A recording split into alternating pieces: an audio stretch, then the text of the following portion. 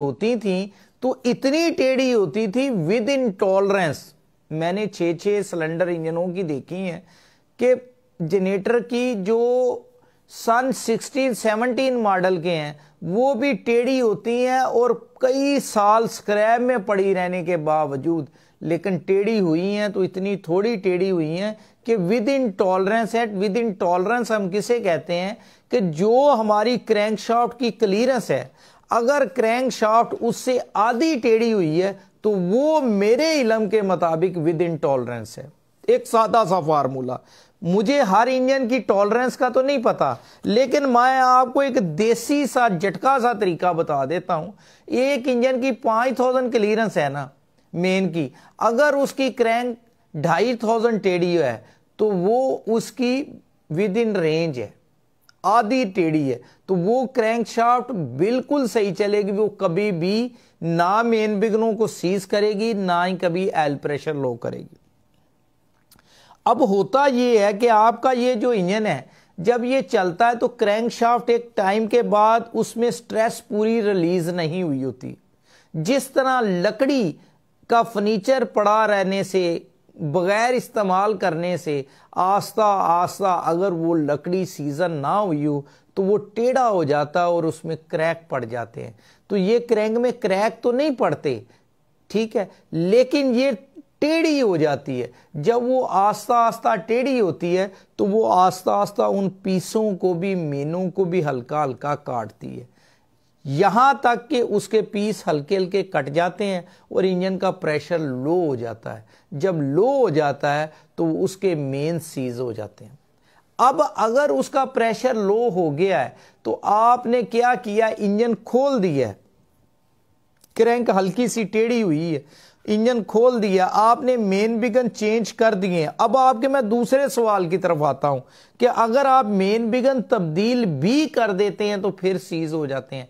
अब आपने जब क्रैंकशाफ्ट खोलते हैं तो आप क्रैंकशाफ्ट की ना तो स्ट्रेस निकालते हैं, ना उसको स्ट्रेटनेस चेक करते हैं, क्योंकि ये फैसिलिटीज आपके पास उधर मेरा ख्याल है आम छोटी वर्कशॉपों में या बहुत बड़ी बड़ी वर्कशॉपें भी मैंने देखी हैं कि वहां पे ये फैसिलिटीज पहली बात है कि होती नहीं। अगर होती भी है तो उनको ये स्ट्रेस रिलीज करने का और क्रैंकशाफ्ट सीधी करने का एक्सपीरियंस हर बंदे के पास नहीं होता।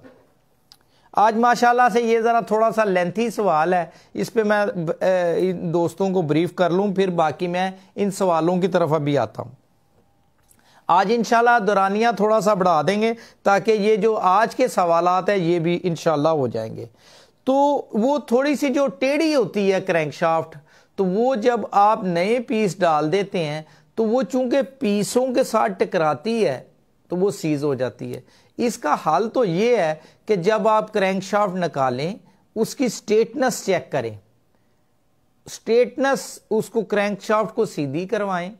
अगर उसके पल्ले हार्ड नहीं है, टेफ्ट राइडिंग नहीं है, अगर तो क्रैंक टेफ्ट राइडिंग है, उसके पल्ले हार्ड हैं, तो फिर तो वो सीधी हो ही नहीं सकती, फिर तो छोड़ दें कहानी, वो फिर आपको क्रैंक ही चेंज करनी पड़ेगी। अगर टफ्ट राइडिंग नहीं है, अब देखें ये इंजन मेरे पास नहीं है, इसीलिए मैं आपके सामने सारी जो मसले मसाइल है वो आपके सामने रख रहा हूं।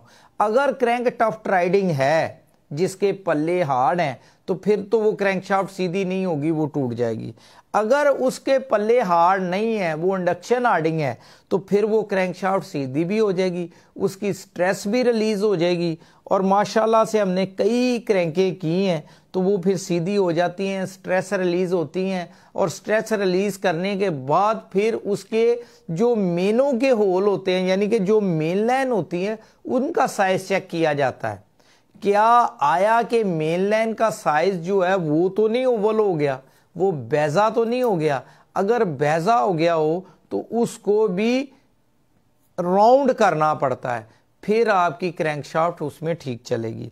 हाँ, एक चीज इसके अलावा भी एक मसला होता है, एक मसला ये होता है कि हमारे कुछ जर्मनी के इंजन है, वो है उसका मॉडल था OM 360 मर्सिडीज का, उसमें वो इंजन हमारे इधर हमने बहुत सारे किए हैं, इधर पाकिस्तान में आए थे हार्वेस्टर पे, और वो 20-20 साल 30-30 साल मशीन पे चलते हैं और माशाल्लाह से इतने अच्छे चलते हैं, इतने अच्छे चलते हैं कि कमाल। लेकिन जिस जिस बंदे का वो इंजन खुल गया तो वो क्या होता है, जब दोबारा उसको फिट करते हैं जर्मनी के ही पार्ट्स डालते हैं, जर्मनी के मेन बिगन डालते हैं, एवरीथिंग वही डालते हैं, लेकिन इंजन जो है चंद घंटे या चंद दिन से ज्यादा नहीं चलता, क्रैंकशाफ्ट सीज हो जाती थी। तब बहुत सारे लोग ये कहते थे ये तो इंजन जी जर्मनी का फिटेड ही चलता है, बाद में इधर पाकिस्तान से फिटेड होया चलते ही नहीं। तो वो माशाल्लाह से फिर हमने उस पर काफ़ी सारा टाइम दिया कि हमने कहा कि अगर जर्मन का फिटेड चलता है तो ये हमारा फिटेड भी चलना चाहिए। तो हमने सारे उसके रिजल्ट, उसके पैरामीटर चेक किए, उसके मेनों की वैलिटी देखी, राड़ों की वैलिटी देखी, क्रैंक की स्ट्रेटनेस देखी स्टैंडर्ड पे। तो ये सारी चीज़ें देखने के बाद हमें एक चीज़ मिली कि उसके जो कनेक्टिंग राड़ों के बोल्ट हैं वो दरमियान से पतले हैं। जब कैप चलती हैं तो कैप इंजन में चलती, इंजन चलते हुए कैप आपस में ऐसे ऐसे हिलती रहती हैं, ऐसे ऐसे हल्की हल्की। ये मैं प्ले आपको ज्यादा दिखा रहा हूं, वो माइक्रोन में होती है। तो जब आप दोनों कैपों को देखें तो उसके इन जगहों पे फ्रंट जो उसके टी होता है, जो मत्था टकराता है, उस जगह पे वो देखेंगे आपको वाजिया तौर पे निशान मिल जाएंगे कि ये कैपें इसके साथ बिल्कुल लॉक नहीं रही बल्कि हिलती रही हैं। जब हमारे मैकेनिक हजरात उसको टॉर्क टाइट करते थे तो वो राड जो पहले कंपनी ने गोल ही फिट किया है, जब हम यहाँ पे दोबारा टार्क करते थे चूंकि उसके फेस सामने से घिस गए होते हैं, वो उसी तरह ही चल रहा होता है। लेकिन जब हम उनको टार्क करते हैं और हमारे इधर टार्क भी उसकी कैपेसिटी से ज्यादा कर देते हैं तो फिर क्या होता है, वो राड ओवल हो जाता है। ओवल जब हम राड डालते हैं, वही राड सही चल रहे थे, कोई इशू नहीं था। जब हम उसको टॉर्क दोबारा करते थे तो वो राड ओवल हो जाते थे। जब खोलते थे, रिंग डालने के लिए खोला या उसके मेन बिगन डालने के लिए चेंज किया, ओवरहालिंग किया, क्रैंक स्टैंडर्ड पे ही है, कटी हुई नहीं है, लेकिन वो क्या होते हैं, राड बैजे हो जाते हैं। जब बैजे हो जाते हैं तो क्रैंकशाफ्ट सीज हो जाती थी। फिर उसका क्या हमने हल निकाला, हमने ये हल निकाला कि राड़ों को टाइट किया जाए और राड़ों का साइज मर्सल गेज के साथ चेक किया जाए। अगर राड ओवल हैं तो राड़ों को अंदर से ग्राइंड किया जाए, राड़ों को अंदर से ग्राइंड करके उसका जो ओरिजिनल साइज है वही बहाल किया जाए और मेनों को भी इस तरह चेक किया जाए। तो फिर माशाल्लाह से वो इंजन चले और माशाल्लाह से फिर हमने कई दर्जन वो इंजन करके दिए। और अल्लाह के फजलो करम से, ये अल्लाह का फजल है, हमारा कोई इसमें इतनी बड़ी बहादुरी नहीं है, हमारी कोई बहादुरी नहीं है, ये अल्लाह का करम है कि वो चीज़ हमें समझ में आ गई जो कि किसी को नहीं आई। फिर हमने वो टेक्नोलॉजी लोगों को भी बताई और फिर माशाल्लाह से वो इंजन जो कि इधर खुलते थे, ठीक नहीं होते थे, अब माशाल्लाह से वो इंजन इधर रिपेयर भी होते हैं और बेहतरीन चलते हैं। पहले माशाल्लाह से सबसे पहले हमने करने शुरू किए, फिर ये चीज़ें देख के, टेक्नोलॉजी देख के और लोगों ने भी करने शुरू किए और अब वही इंजन बेहतरीन चल रहे हैं और बेहतरीन कामयाब है। पहले जिसका ख़राब होता था तो वो कहते थे इसको स्क्रैप में बेच दो, अब वही इंजन कई कई लाख रुपए का मिल रहा है। तो वो माशाल्लाह से सही चलते हैं। मेरा ख्याल है आपको इस काफ़ी सारी चीज़ें, इस पॉइंट की समझ आ गई होंगी इस वीडियो में। माशाल्लाह से मैंने 20 मिनट लगाए हैं इस पर। तो इसके मतलब मज़ीद भी अगर इंजन मेरे सामने हो ना तो काफ़ी सारी चीज़ें, कुछ मटेरियल चीज़ें, मेन बिगनों का मटेरियल, वो भी मैं आपको काफ़ी सारा बता देता। तो इंशाल्लाह जितना मेरे नॉलेज में था वो मैंने तमाम चीज़ें दविंदर मान सिंह साहब आपके साथ शेयर कर दी हैं। तो इंशाल्लाह मुझे उम्मीद है कि आपको ये मेरा बताना पसंद आया होगा। ये हम जितने भी काम करते हैं, चाहे कोई बंदा कहीं दुनिया के किसी कोने में भी बैठा हुआ है, हम कोशिश करते हैं कि लोगों की हेल्प करें। जी आज के जो ताज़ा सवालात हैं उसकी तरफ आते हैं। जी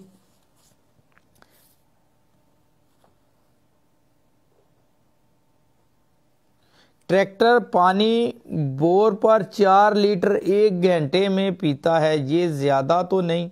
जी इसमें ये चीज़ होता है कि आपका जो बोर है वो बोर गहरा कितना है, आपका जो पानी का लेवल है वो ज़मीन से कितना नीचे है, और आपकी जो डिलीवरी है वो कितने इंच की है, ठीक है, और आपकी जो डिलीवरी है जो पंप से ऊपर आ रही है वो कितने इंच की है, आपने पंखा लगाया हुआ है कि आपकी टरबाइन लगी हुई है, ये सारे मामलात होते हैं।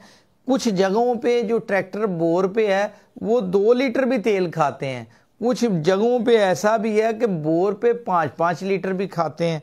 तो इसमें डिपेंड करता है कि ट्यूबवेल पे, कि ट्यूबवेल की टाइप कौन सी है, बोर की गहराई कितनी है, उसमें जो टरबाइन है उसके रॉड कितने लंबे है, वाटर सीपेज कितनी दूर है, और उसके अलावा डिलीवरी कितनी है, ये सारी चीज़ें इस पे काउंट करती हैं। अब जिस जगह पे 2 लीटर ट्रैक्टर खाते हैं वहाँ पे 4 खाएगा तो वो तो ज़्यादा होगा, जहाँ पे लोग 5 लीटर डीजल खा रहे हैं वहाँ पे 4 खाएगा तो वो थोड़ा होगा।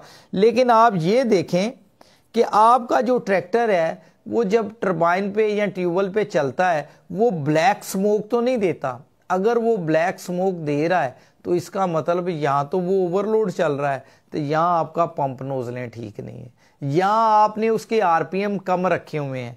आरपीएम कम रखेंगे, ट्रैक्टर बैठ के चलेगा तब भी इंजन का टॉर्क पूरा नहीं होगा, वो तेल ज़्यादा खाएगा। ये सारी चीज़ें चेक करें, फिर आप मुझसे कर लें बात।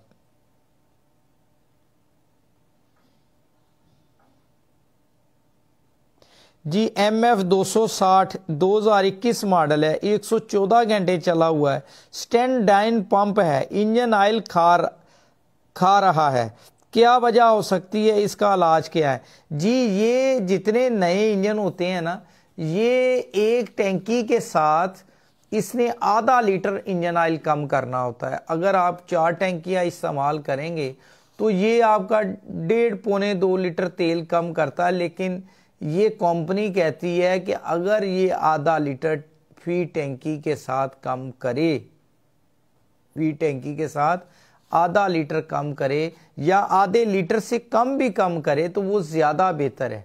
तो अगर ये आपका आधा लीटर है, 1 लीटर है या आधा लीटर है या 1.5 लीटर तक भी हो तो कंपनी ये कहती है कि ये बिल्कुल ठीक है, क्योंकि अभी तो आपका चला भी 140 घंटे है। हो सकता आपने इसको लोड पे ना चलाया हो जिसकी वजह से आपके रिंग स्लीव के साथ एडजस्ट ना कर सके हों। बेहतर तो है आप इसको लोड पे चलाएं। और आप इसमें तेल कौन सा डालते हैं, कंपनी का डालते हैं कि कोई और डालते हैं, ये भी चीज़ें, अगर तेल भी हल्का होगा तो तब भी ट्रैक्टर तेल कम करेगा। और अगर आपने ट्रैक्टर को लोड पे नहीं चलाया तो रिंग जो है स्लीवों के साथ बेडिंग नहीं करते तो वो भी ट्रैक्टर तेल कम करना शुरू कर देते हैं। लेकिन अगर ये लीटर के करीब करीब कम करता तो फिर परेशान ना होएं, ये कोई मसला नहीं है, कोई इशू नहीं है, ये करते हैं।